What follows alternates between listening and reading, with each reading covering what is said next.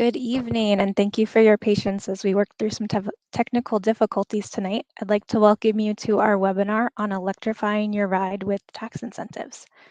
My name is Kate Daly. I'm the Environmental Analyst with Fairfax County's Office of Environmental and Energy Coordination, and I'll be moderating tonight's webinar, which is brought to you by our Carbon-Free Fairfax initiative, which is an education and outreach initiative that emphasizes ways that Fairfax County residents and community members can decrease their greenhouse gas emissions. And one great way you can reduce your emissions at home and on the go, and it's also a great way to cut down on your vehicle fuel and maintenance costs, is by switching to an electric vehicle or EV. Tonight we'll be talking about ways you can take advantage of federal tax credits and other incentives to help reduce the upfront costs of EVs. Before we begin, I would like to thank my colleagues Jim Person with Fairfax County's Office of Public Affairs and John Silcox and Emily Bohr in the Fairfax County Office of Environmental and Energy Coordination for helping to make tonight's webinar possible. And a few housekeeping items. This webinar is being live streamed and recorded. It'll be available to view on the Fairfax County's YouTube channel and on the OEEC Facebook page following the conclusion of tonight's webinar. And as we're streaming, attendees may submit questions through the comment function on the platform they're using to view. And we'll have time for questions following presentations from our two guest speakers. And with that, I'd like to introduce you to our first speaker tonight, Antoine Thompson. He is a nationally recognized leader for environmental justice, green business, housing, diversity, and urban policy. And he's the executive director of the Greater Washington Region Clean Cities Coalition, a public-private partnership that promotes the use of clean American transportation fuels for homeland security, improved air quality, environmental justice, diversity, and inclusion. And he's here to talk with us about federal tax credits and other incentives to help residents make the switch to EVs. Over to you, Antoine. Thank you. Good evening, everyone. Glad to be here with you today. Antoine Thompson, Executive Director, Greater Washington Region Clean Cities Coalition. We're a public-private partnership in the Washington, D.C. metro area. We cover D.C., Northern Virginia, and many parts of Maryland as well. We've been around since 1993, and we're actually celebrating 30 years. We had a big event yesterday. We work very closely with state and local governments, the federal government, and private sector entities as well. We currently run a number of EV-related programs, around 8 programs right now. And one of the big programs that we focus on is EV deployment. We currently run a Mid-Atlantic electrification project, and that project is around deploying EV chargers throughout the region. And so we're really excited to participate in this this great event. We can go to the next slide.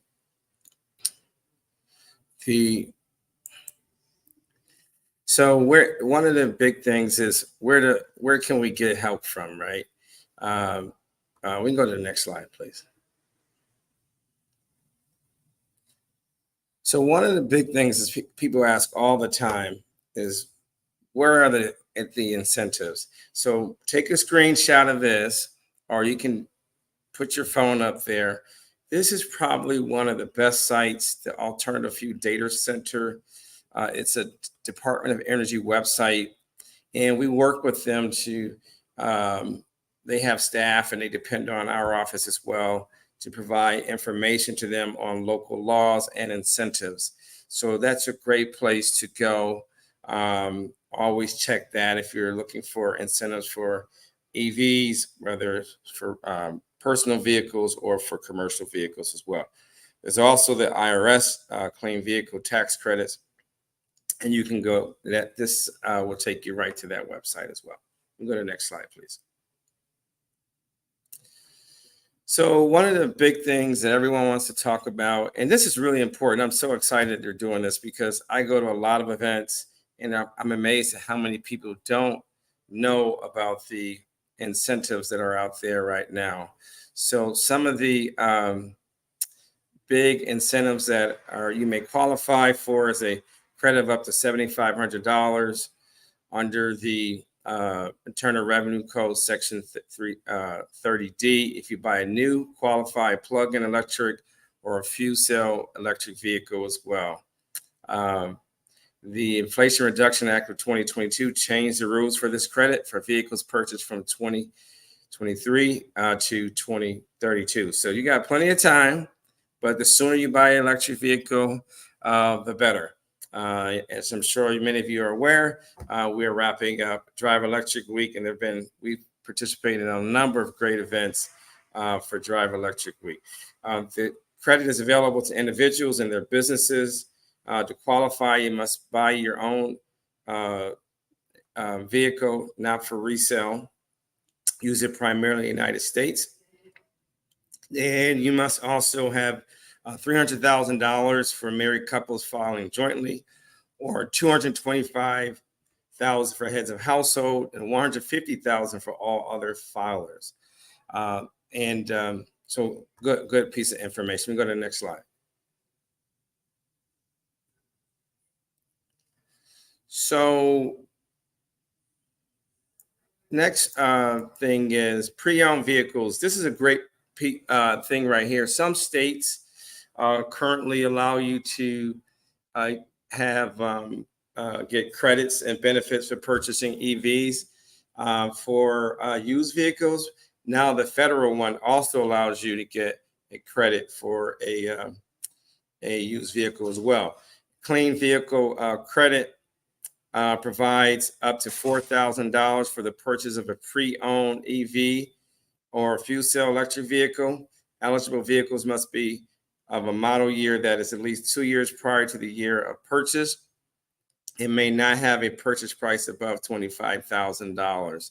This is really good so that working people can have access to electric vehicles. You know, a lot of times people think that only vehicle they can afford, or the only vehicle that's out on the market is a Tesla. Not just anything's wrong with Tesla, but there's so many other models, and more models are coming on this fall.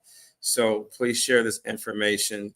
$150,000 for joint filers, $112,000 for head of household filers, $75,000 for single filers as well. So great program. Incentive $7,500 for a new vehicle, $4,000 for the purchase of a pre-owned or used car. Really great information. Although, as I'm sure everyone knows, new and used cars have been on the rise. Go to the next slide, please. So commercial vehicles, for those of you who may have a home-based business or some other type of business, there are incentives as well for commercial vehicles up to $40,000 as well. 15% of your base in the vehicle, 30% of the vehicle is not powered by gas or diesel. And the maximum credit is $75,000 for qualified vehicles as well. So we can go to the next slide as well. So one of the big things that people often forget is that utilities also have incentives. So for those of you, most of you live in Virginia. Some may work in Virginia, but if you live in Virginia, you own a property or apartment in Virginia, you can tap into Dominion Energy's EV Charger Awards. Another great program. A lot of utilities around the country offering different incentives as well. So this one is a rebate of $125 for the purchase of a new level 2 EV charger.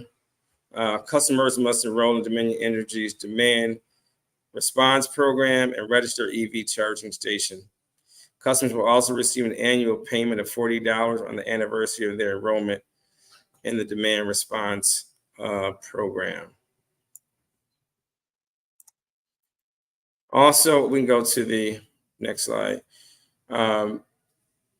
Dominion Energy Fleet Charging Program. Our office works a lot with fleets as well. So any of you have a small fleet or a big fleet, there are some incentives to install and maintain EV charging stations for commercial fleets as well. So really, really important to note. We can go to the next slide, please. So this next slide is our baby. Our baby's getting grown. We have been on this program for about 2 years now. We partner with Virginia Clean Cities. We partner with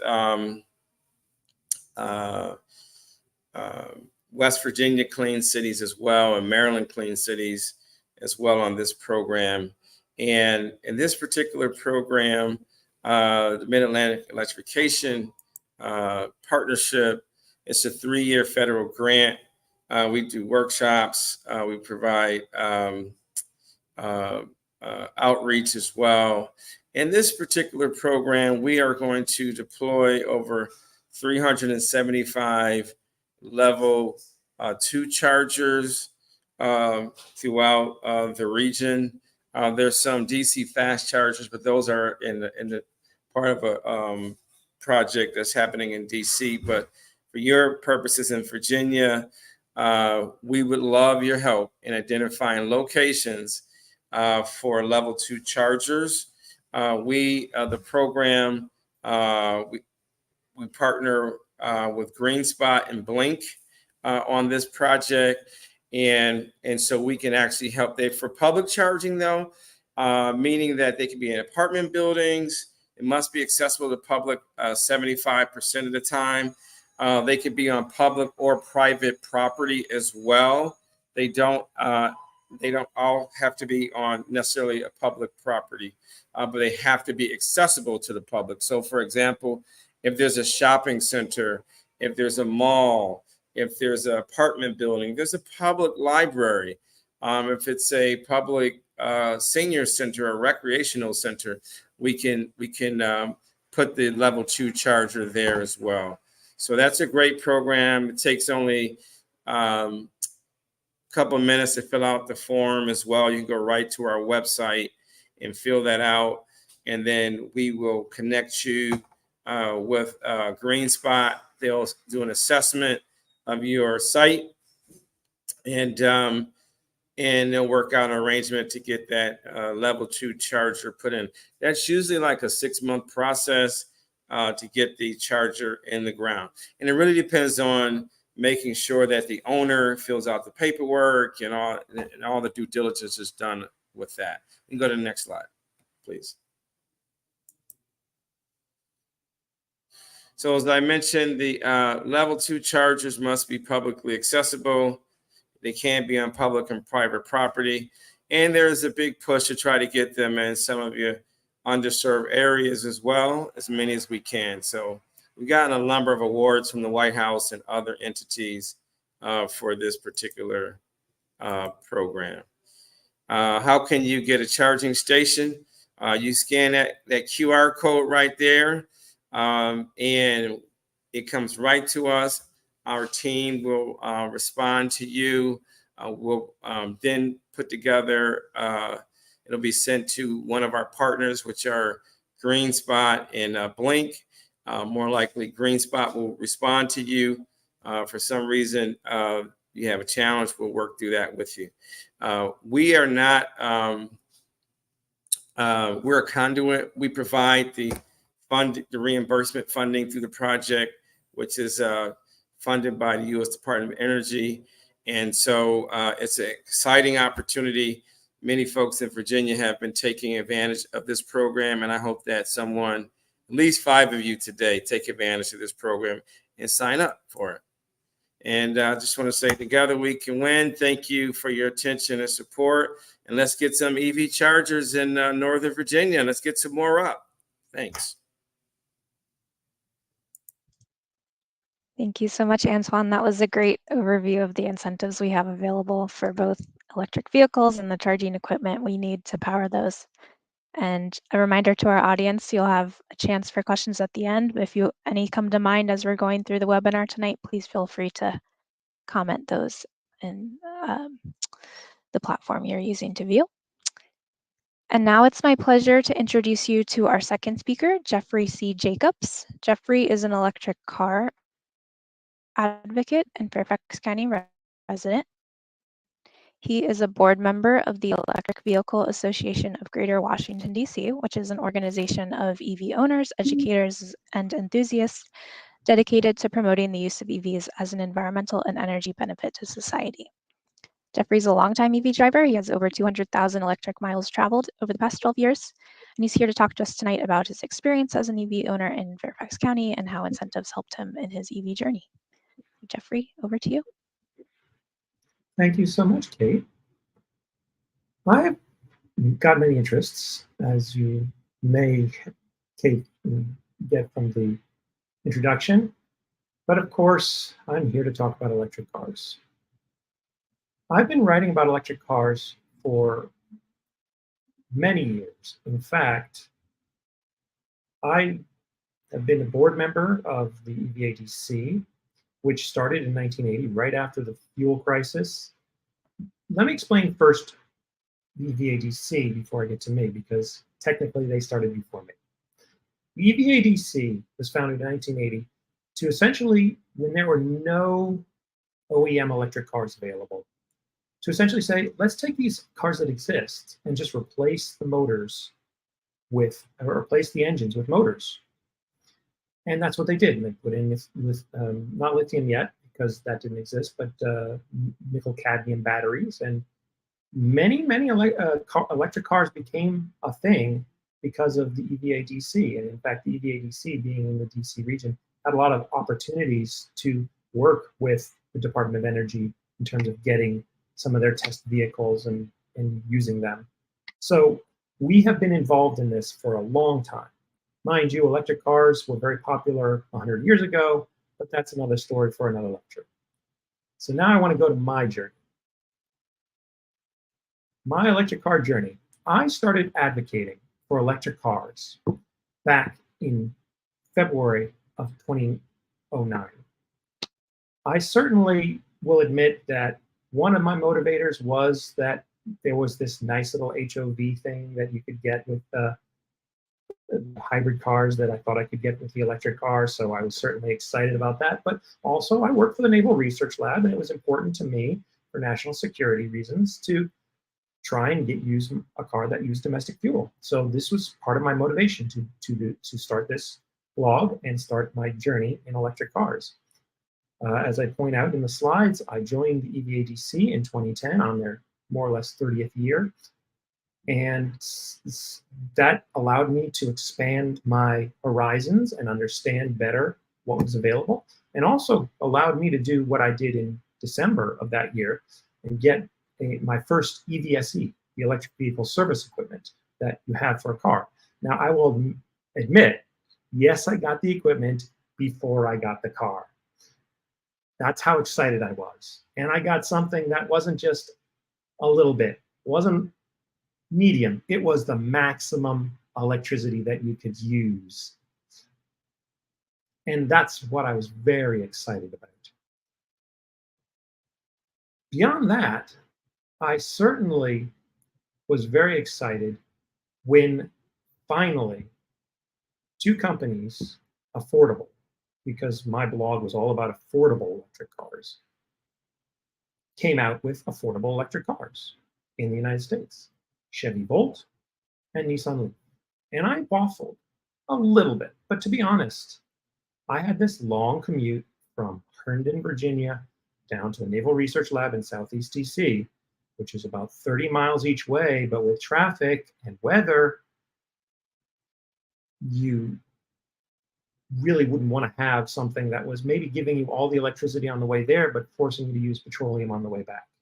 And since I didn't have charge at work at that time, although I will say that I was part of a pilot program that eventually, I believe, does have basic level 1 charging, which is the trickle wall outlet type stuff. It's not very fast, but electric car sits there for about 8 hours and it will have enough charge to go 30 or so miles.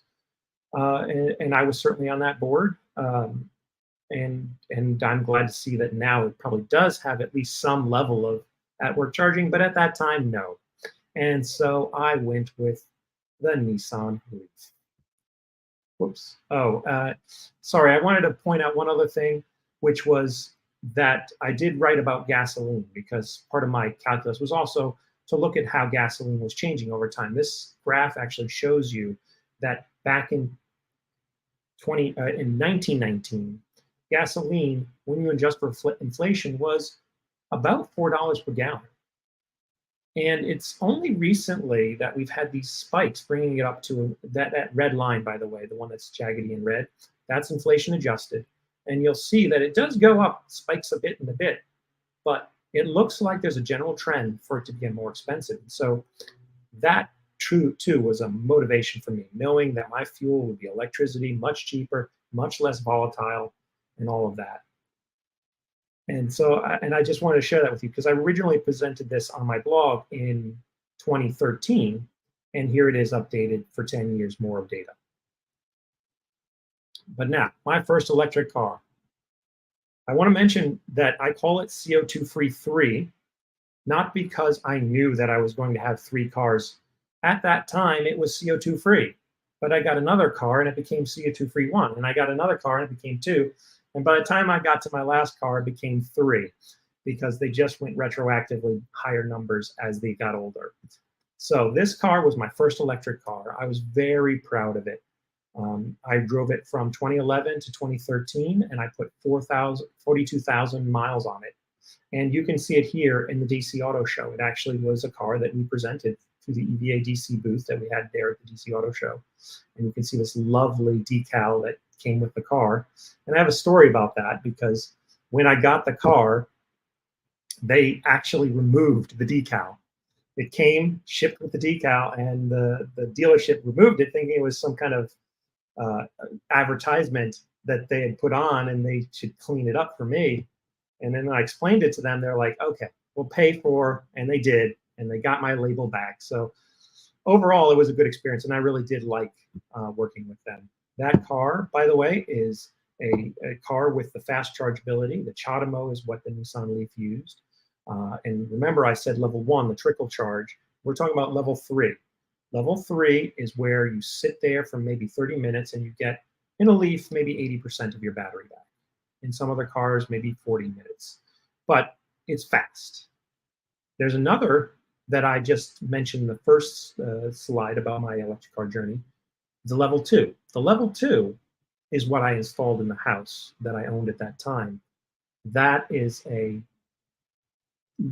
level 2 charger that basically can charge a Nissan Leaf within 4 hours, which was fine because eventually I got in December of 2011, right after I got my electric car in November, Dominion, after negotiating with them many, many times, set up their first, not the current one, but their first EV pilot program. And I was one of the first members of that. So I was very anxious to essentially get a second meter installed in my then residence and have them basically put a time of use on my meter. That allowed them to essentially force me into charging between 1 and 5 a.m., that 4-hour window when it became super off-peak, and I did. And I said to my car, do not charge any time out of that. Don't start until 1, must finish by 5.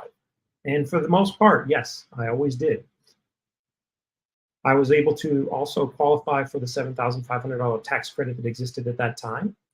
Although I will point out that TurboTax, which I did use my taxes to do that year, they didn't have the form, so I had to find it from the IRS site and download it and send it off by mail to the IRS. But I will say, with an 80-mile car, even with those long drives to and from the Naval Research Lab, hypermiling, a lot of hypermiling. What's hypermiling? Hypermiling is if the speed limit says 50, you go 50. If it says 55, you go 55. You sit in the right lane. You don't pay attention to all the cars that want to go a little faster. You're just sitting there to go through the speed limit. Do it nice and easy, and as little fast acceleration as you can avoid, and basically get as much distance out of the car that you can on a full pack, a full complement of energy. And so I did that for about 2 years until in 2014, we had the polar vortex. And things got so cold. And I will tell you that electric cars are affected by the temperature, but some more than others. The Nissan Leaf, one of its drawbacks, it's a great car, but one of its drawbacks is that its battery is not managed. In other words, there's nothing in the battery management system to essentially control that. And that's why I basically could not get home without finding a level 2 to sit there in the cold to get enough energy to go home. And it was that time that I said, look, this is not working. I love the car. I'm glad I owned it, but I really didn't want to make it the case where I was having to deal with that. And also the car only charged at what we call 3.3 kilowatt. It is a very low level speed for the wall charger. And certainly my wall charger could do more than that. So I was ham-fisted by the slowness of the charge and the fact that, this polar vortex. So I took a major hit and I got CO2 free 2. Now CO2 free 2, and you can see here during one of our Drive Electric weeks where I've got it right in front of the Capitol. I love that photo. We did that because we have the Drive Electric week in DC. We just had one a couple days ago, or about a week ago, and they're great events where we get to meet people all around and they want to know about electric cars. We tell them about it. And I was very happy to get my car into the event that day. Now, one nice thing about that car was it did have the 6.7, about twice as fast charging. So it got electricity much faster. And I was very excited about that. Now, I did take a big financial loss when I did turn the ownership into a lease, but it did mean that my lease payment was only $87 a month. So that made things a lot better. And I knew that with all of this, a polar vortex wouldn't be a problem. But I will admit, one time I wasn't hypermiling and I was going as fast as I can because I was late for a Rest and Writers meeting, which is a writing group that I run. And I basically, and this was on Christmas Eve, and I got to the top of a hill on Barron Cameron. And if you don't know Barron Cameron, it's a very hilly road. And I got to the top and I just couldn't go. And my phone died, so I couldn't call Nissan to get them to tow, because Nissan will. If you run out of electricity, Nissan will tow it to a charging station within 50 miles. It's a very nice policy that Nissan had with the electric car. But unfortunately, Good Samaritan stopped by, so my Christmas wasn't ruined. However, everybody left, so the meeting was basically destroyed. But it is what it is. And I will admit that I have been down to Richmond. I think, actually, this story comes from CO2 Free 3, because it's, I think, from my first trip to Richmond, where I didn't know where the James Center was and the charger that at that time there was a charging station in the James Center. And basically what happens, the car goes to turtle mode. There's this little turtle that pops up in your screen and says, look, I'm not gonna let you drive very fast, and I'm gonna just let you putt around and find a charging station, otherwise I'm dying. But I did. I found it thanks to a few calls. And I've taken that car, the CO232 and CO231 and my CO2 free, many times to Richmond to lobby for things like electric cars and equal rights amendments and all those other things. And they have always worked out well. I know where to go if I need to get electricity on the way there or the way back. And again, it's very practical on an electric car. Despite what you may think, it is very easy to go to Richmond and back. But eventually that lease ended. And so I got CO2 free 1. And as I said with the other cars, I really wanted a green electric car, but Nissan does not make a green electric car. But this time I couldn't even get a red electric car. So I got the white electric car. And as you can see, there's a couple of pictures here. And I mentioned CHAdeMO, the level 3 charging. That picture on your right is actually me at a dealership that no longer exists, unfortunately, but at a fast charger at that dealership. So I was very happy to have access to that during one particular day. Now, CO2 free 1 was a car that I enjoyed driving. It had much more battery capacity than any of the Leafs that I had had before it. I still qualified for all 3 of those cars for the $7,500 tax credit, which in the last 2 were rolled into my lease to keep the payments low. And of course, it had the CHAdeMO charging. I had planned to drive this car until I got a Tesla. I ordered a Model 3 Tesla. Interesting story. I was actually scheduled to, or I put a down payment in it, and I got the email while I was vacationing in Norway. I was in Norway, and I got this email, and I'm like, yes, yes, yes. And so technically, I was the first person to buy a Tesla Model 3 in Norway, which I like to say, even though technically I was having it delivered in the United States. Oh, well. Anyway, I leased that car for 30 months. And on the day that my Tesla was supposed to be delivered, they basically changed the date without telling me. And so I got there, and they said the car's not ready. I returned the Leaf first, and then they told me the car wasn't ready. I couldn't go back and get my Leaf. They drove me over to that dealer, the rent-a-car place, so I could rent a car, and it was an ICE car, and I was like disgusted after, at this point, 2018, about 7 years of electric car driving, and having to go back to that. Oh no, no, no! That's how much I love driving electric cars, and so that really made me feel bad. Jeffrey. And so, yeah, and I'll just try and quickly go through this. Yes, thanks, sorry. Thank you. So, as I say, Nissan did mess up my credit, but I got through that. Then I owned this electric car. It's great. It had I had this little model for it. It was a performance. It was interior white. It had full self-driving, paid for as a potential. I had premium connectivity for life, free supercharging for life, and all that. But it wasn't green.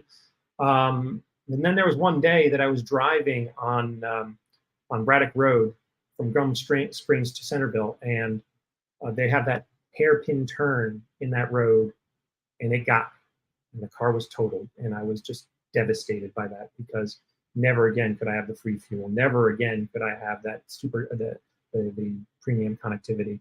And because I was planning to leave my house in a very short period of time, it hurt even more. It was totaled, and I worked for the body shop. The body shop said they would not fix it anyway, so I basically had to give that up. And I got no SO2, because I retired CO2 free when that car was totaled. And so I've been happily driving that car for 28,000 miles or so. I retired the name because CO2 free was, had died with that car. And I lost all these things. I wasn't able to get a Tesla referral credit because Virginia has these bird dog laws. Only 2 states in the union, Ohio and Virginia, have these bird dog laws that don't allow Tesla people to give codes to other people and essentially get perks for giving those codes. And I had to pay for the self-driving twice. But I do love the car, and I do have self-driving now. And I just wanted to point out that my last tax bill was about $1,500 on a $5,000 or so dollar assessed bill. I just want to talk a little bit about living in an apartment. I did move out of my house into an apartment earlier this year. I was very sad about not having the supercharging, but I live in Ruston Town Center, and I chose this place because it does have EV charging, and it is something that you have to work out with people, and it becomes very expensive after 4 hours, so I have to be very mindful of that too, and I do set a timer for myself. But overall, I like it, and I will say that when I did have the house and I had the charging overnight, you can see this highest peak, that's 1 a.m., and each half hour is moved forward. So you can see that, yes, I was very good about charging at 1 and finishing by 4. Now, I will say that you can own an EV too, and I'm almost done, guys. This is our EV info sheet. It gives you all, this is the 2023 edition, gives you all the electric cars that you have available, how much they cost, and all that. You can find this on evadc.org, but you can see there's tons and tons. We have so many electric cars now, we can't even fit the plug-in hybrids anymore. They're all pure electrics on this car, this sheet, because we didn't have enough room for the plug-in hybrids. And now I just want to say, do you still have questions? We have this thing called Ask an EV Owner, which again, you can scan this QR code and get more information on that. We just had one yesterday. We have them every month, and anyone is welcome to join us on Zoom. Finally, I just want to thank you all for coming. Here are some links. The EV info that I've given you, that sheet, as well as many other documents that helps you learn about electric cars, can be found at evadc.org/evinfo. The Ask an EV Owner is at Ask. And there's Drive Electric Week, which we've talked about a few times in this webinar, as well as my personal blog about centering on electric cars. I talk about many things like Toastmasters and cosplay and all the other things I do, but electric cars is right there. And if you want more information, you can contact me at evadc.org or evadc, eva-dc@timehorse.com. Thank you. Thank you so much, Jeffrey. That was great to hear about your experience, and I'm impressed by how long you've been driving and advocating for EVs. We'd now like to turn to questions. There's been a few coming in the chat. The first one is about when will Electrify Your Ride start? I don't know if Jeffrey or Antoine have a response to that one.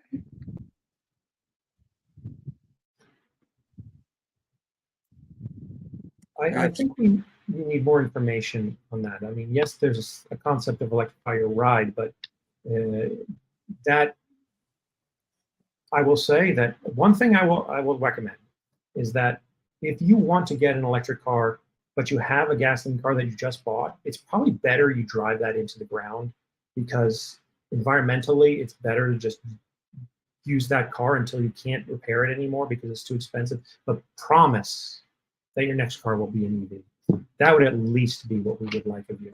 But as far as starting your electric ride, we have these Drive Electric events, and we're certainly happy, like me, you want to contact me and say, hey, I want to take a ride in your Tesla, I will do that for you. I'm happy to. I was just going to say really quickly, there are a few people that do that. It is something you have to be very careful with.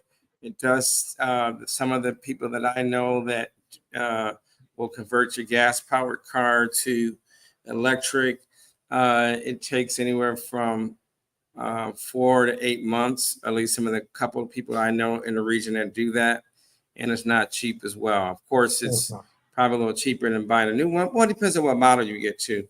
But there are some people that do that. You got to make sure you really have the right person that knows how to rebuild, because they're basically rebuilding your car. And many of you have cars with a lot of different electrical components to it. So you want to be very, very careful on it.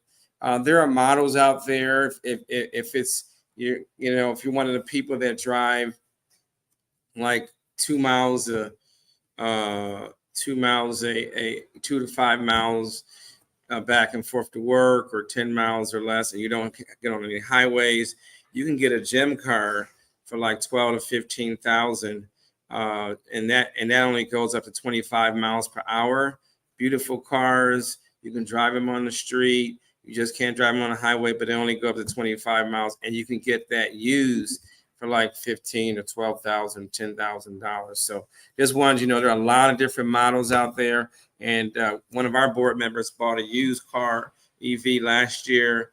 Just bought a new one this year, but when he got last year was $3,000. It was really small, about 10 years old, perfect condition, I think. And so they're out there. So don't think you can't buy a used car.